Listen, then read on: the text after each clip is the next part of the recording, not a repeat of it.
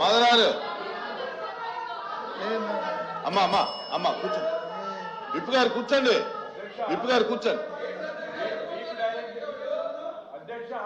Please please please. అధ్యక్ష,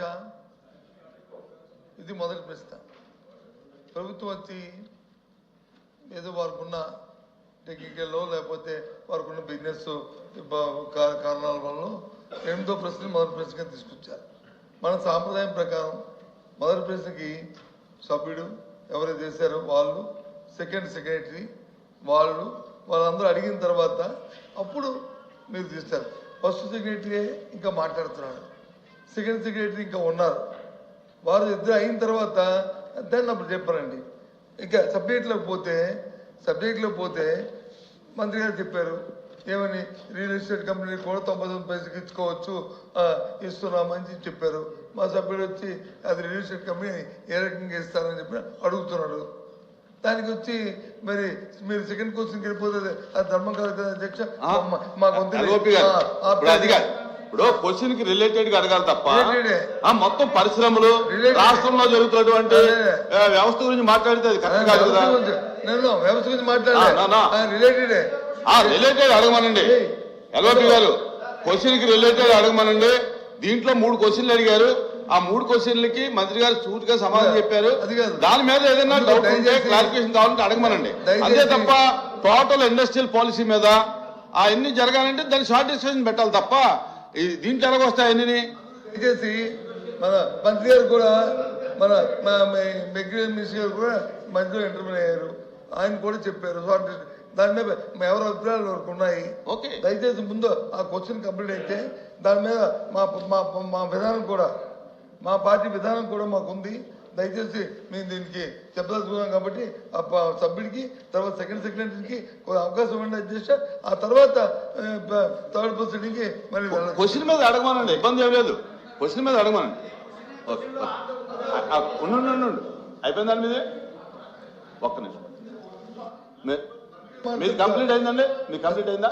అందుకని సభ్యుడికి ఆ తర్వాత వచ్చి సెకండ్ సెక్రటరీకి ఇచ్చిన తర్వాత దాన్ని మీరు మీ బిజినెస్ మీరు అడిగితే మాకు అభ్యంతరం. అంటే డిబేట్ అవ్వకుండా అడగమనండి, ఇబ్బంది ఏం లేదు. ఇప్పుడు ఎంతమంది సిగ్నేచరీస్ ఉంటే అంతమందికి ఇస్తాం, ఇబ్బంది ఏం. కానీ డిబేట్ అవుతుంటే సబ్జెక్ట్ డిబేట్ అయిపోతుందండి. అది ముందు వాచ్ టైమింగ్ అది మార్చాలి అధ్యక్ష, టైం తప్పు ఉంది అది. తర్వాత నిన్న అయితే బిఎస్సీ ఇప్పుడు ఇక్కడ కూడా బిఎస్సీ జరుగుతుంది. అయితే నిన్న అయితే ఒక బిఎస్సీలో ఒక డెసిషన్ తీసుకున్నాం అధ్యక్ష. క్వశ్చన్ అవర్ అనేది కంపల్సరీగా 1 అవర్లో కంప్లీట్ చేయాలి. 1 అవర్ తర్వాత డిముట్టిబుల్ ఆన్సర్ అని చెప్పి ఒక నిర్ణయం తీసుకుని అన్నప్పుడు అన్ని క్వశ్చన్స్ రావాలి అధ్యక్ష. అందరికీ క్వశ్చన్ డిస్కస్ రావాలని వచ్చినప్పుడు మీకు అడగొద్దని అనడం లేదు. సంబంధం లేనివి లేకపోతే మొత్తం అన్నీ కలిసి అడిగితే దానివల్ల సమయం కూడా వేస్ట్ అవుతుంది. ఎల్ఓపి గారు ఏంటంటే ఇది పెద్దరికం ఉపయోగించాలి. మీరు పెద్దవాళ్ళు పెద్దరికం ఉపయోగించి హౌస్ చక్కగా జరగడానికి అన్ని క్వశ్చన్స్ డిస్కస్ రావడానికి ఉపయోగించాలి. ఇప్పుడు ఇంత క్లారిటీగా మీరు అడిగిన క్వశ్చన్కి ఎంత క్లారిటీగా చెప్పారు. రహీజా అనేది ఒక రియల్ ఎస్టేట్ వ్యవస్థ కాదు. రహేజా వాళ్ళు బిల్డింగ్లు కట్టిన తర్వాత ఆ బిల్డింగ్లో కూడా చాలా పరిశ్రమలు వచ్చాయి. ఆ పరిశ్రమల ద్వారా లక్షలాది మందికి ఉద్యోగాలు వచ్చాయని స్పష్టంగా చెప్పారు. ప్రూవ్ అయింది హైదరాబాద్. అదే పద్ధతిలో విశాఖపట్నం కూడా చేస్తున్నారని చెప్తే మళ్ళీ డొంక తిరుగుడుగా రియల్ ఎస్టేట్కి ఇస్తున్నామని మంత్రి గారు చెప్పారు, ఒప్పుకుంటున్నారు.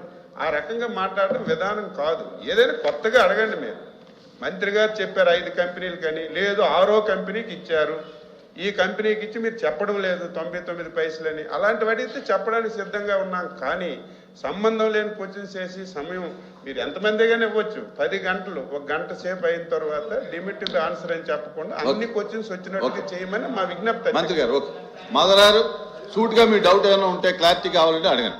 ఆన్సర్లో 4 ఆన్సర్ సార్. 4వ సార్ మీరు చూడండి. జిఓఎంఎస్ నెంబర్ 56 ప్రకారం విశాఖపట్నంలో Raheja corps real estate private limited hill number 3 మధురవాడలో 27.1 ఎకరా 99 పైసలకు ఎలా ఇస్తారని అడుగుతున్నా సార్. రియల్ ఎస్టేట్ సంస్థకి వాళ్ళు అడిగింది మేము అదే. కానీ ఈ 99 పైసలు పెట్టుకొని మీరు ఉద్యోగాల పేరుతోటి డేటా సెంటర్ వచ్చింది. ఇప్పుడు మీరే చెప్పారు బెంగళూరులో వచ్చింది, హైదరాబాద్లో వచ్చింది. మీరు మాట్లాడితే నేను మాట్లాడాల్సి వచ్చింది. మీరు ఏదైతే చెప్పారో డేటా సెంటర్ తీసుకొచ్చారు మేము తీసుకొచ్చి మీరు కంటిన్యూ చేశారు, మేము అప్రిషియేట్ చేస్తున్నాం మిమ్మల్ని కూడా, కాదనట్లేదు. కానీ అధ్యక్ష